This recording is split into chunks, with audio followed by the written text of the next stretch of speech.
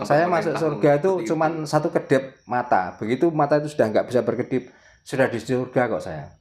Ngapain harus naik kambing? Harus menyeberangi Shirathul Mustaqim. Nah untuk apa? Saya nggak butuh itu. Lagian yang mengajarkan bukan leluhurku. Makanya saya nggak percaya, babar pisan.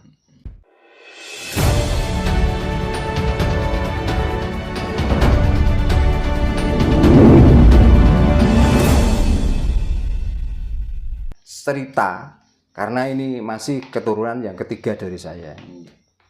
Mbah saya namanya Sejo.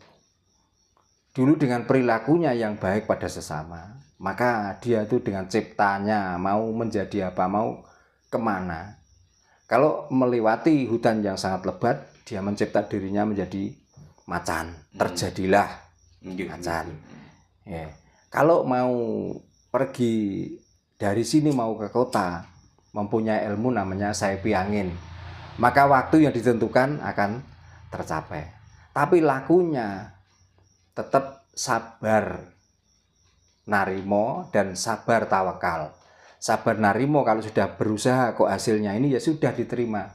Sabar tawakal sebelum kita berhasil tidak akan berhenti untuk selalu berusaha. Itu. Ilmu kasunyatan gitu. Dan yang keduanya bukannya membaik-baikan leluhur saya. Bahkan sampai sekarang itu juga banyak yang mengenang bahwa waktu itu Mbah Sejo, kalaupun ada melihat orang yang kekurangan makanan, kalau dia membawa makanan, mendingan dia yang nggak makan daripada melihat orang itu kekurangan. Gitu.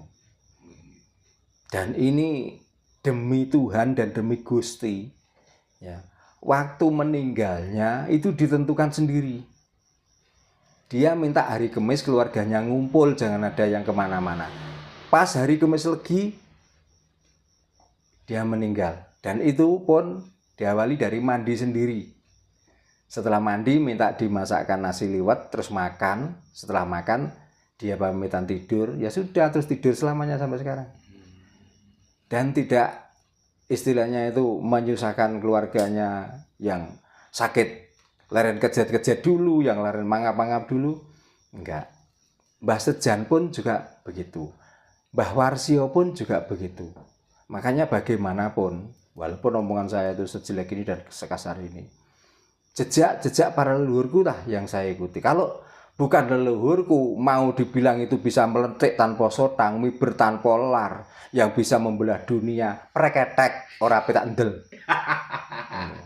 Jadi kalau ada ditentukan di dalam bulan besar mau menyembelih hewan, sembelihlah terserah. Karena saya tidak mengharapkan, saya tidak besok tidak akan nguat Shirathul Mustaqim. Nggak butuh itu. Ya. Makanya kok kejam banget. Ya. Saya masuk surga itu cuman satu kedip mata. Begitu mata itu sudah nggak bisa berkedip, sudah di surga kok saya. Ngapain harus naik kambing? Harus menyeberangi Shirathul Mustaqim. Nah untuk apa? Saya nggak butuh itu. Lagian yang mengajarkan bukan leluhurku. Makanya saya nggak percaya, babar pisan. Gitu loh. Kalau orang-orang sini masih percaya, ya silahkan terus nek kepengen bodoh selawase. Makanya daripada disembelih, apalagi ya merampas nyawa yang sifatnya waktu itu apa ya, kesepakatan bersama untuk menghilangkan beberapa nyawa hewan.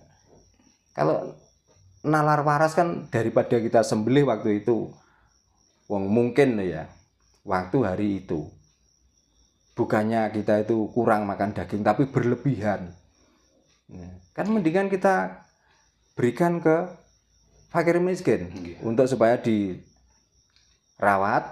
diternakkan. Nah kalau nanti apa istilahnya kita masih ada harapan, ya sudah, nanti kalau nanti beranak 3 atau 2, anaknya kembalikan ke saya, induknya milik kamu dan ini kembangkan, kan mendingan begitu. Itu kalau orang waras seperti itu. Nah memang sekarang lagi umat kok, lagi edan kok, makanya begitu tuh seolah-olah pesta makan makanan, makan makanan daging. Nah apakah pernah mengingat berapa nyawa yang melayang pada hari itu? Apakah dia juga pernah memikir kalau seandainya saya itu hidup ini menjadi hewan, Ya kalau kita masih diberi kesempatan untuk lari waktu mau dibunuh, mungkin kita ada pembelaan. Coba, waktu mau dibunuh sudah dirantai, diikat, terus dipegangin orang banyak, dipaksa hari itu harus mati. Coba seandainya itu kita, apa gak nelongso? Gitu, Pak. Yo nggak apa-apa kita menyembelih hewan, tapi sifatnya itu nggak massal gitu loh. Boleh-boleh saja. Kalau kita itu, lagian kalau orang sini tentang daging kambing ya, baik itu orang kaya maupun orang miskin sudah banyak yang hindari. Masalahnya apa? Orang sini sudah mulai banyak yang kena tensi tinggi. Ya masalahnya apa? Ya masalahnya otaknya sudah dibodohkan tuh. Betul, Pak. Akhirnya mikir sih nggak tok tuh, akhirnya kena darah tinggi. Ya nggak apa-apa kalau memang itu sesuai dengan ajarannya, disalurkan pada fakir miskin, pada orang-orang duafa, pada orang-orang musafir. Tapi kebanyakan yang saya lihat bukan orang itu yang keluarkan makan daging. Yo enggak tuh, Pak. Nah iya, malah yang sering saya jumpai itu kalau orang miskin tuh bagiannya mesti jeroan, kalau enggak gitu balungan, ya, daging-daging yang bagus dinikmati Orang-orang tertentu. panitianya. Pasti itu, gitu loh. Pak.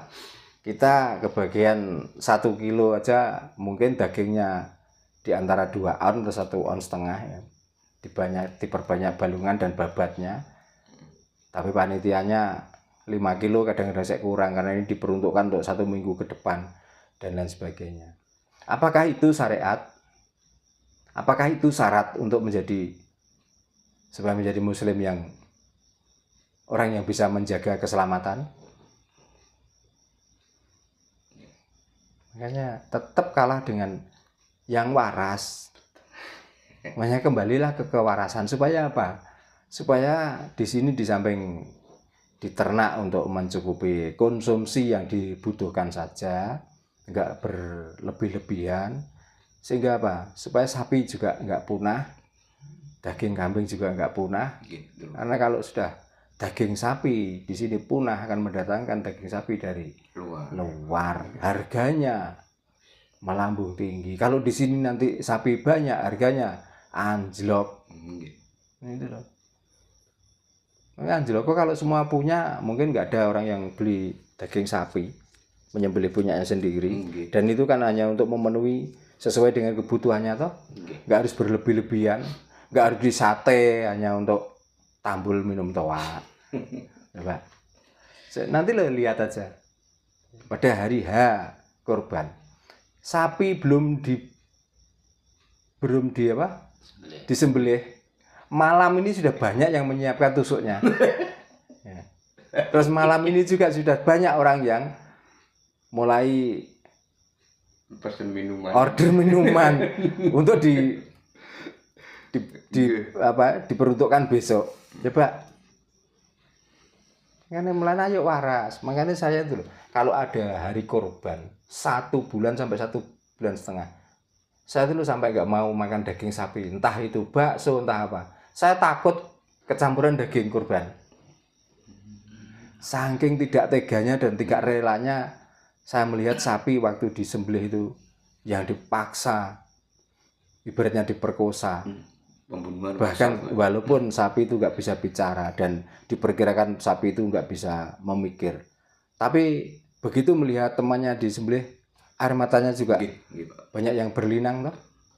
Nah, apakah kita juga pernah mikir kok seolah-olah wah ini demi melakukan syariat dan ini diperintah oleh Tuhan.